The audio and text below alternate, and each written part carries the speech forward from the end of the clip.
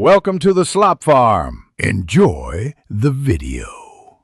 In this video, I will show how to make curry masala powder at home. Making your own curry powder from scratch ensures the freshest, most vibrant flavors for your dishes. To begin, gather your whole spices for the best results.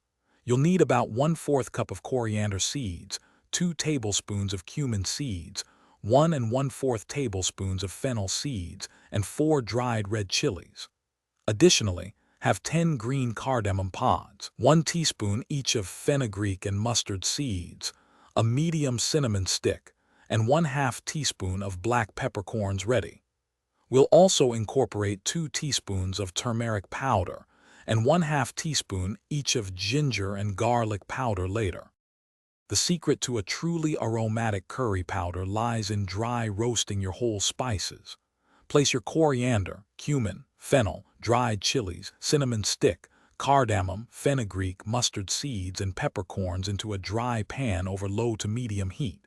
Continuously stir or shake the pan for about 3 to 5 minutes. This process awakens their essential oils, intensifying their flavor. You'll know they are ready when a rich, fragrant aroma fills your kitchen and they appear lightly golden. Be careful not to burn them, as this can make your powder bitter. Once your whole spices are beautifully roasted, it's crucial to let them cool completely. This prevents moisture buildup and ensures a fine grind. Transfer the cooled spices to a dedicated spice grinder or a clean coffee grinder. Process them until they form a fine, consistent powder. Next, add your pre-ground turmeric, ginger, and garlic powders to this freshly ground mixture. Stir everything together thoroughly, ensuring all the spices are evenly distributed. This step creates a harmonious and flavorful curry masala blend, ready for your culinary adventures. Proper storage is key to maintaining the incredible flavor of your homemade curry masala. Transfer your freshly made powder into an airtight glass jar.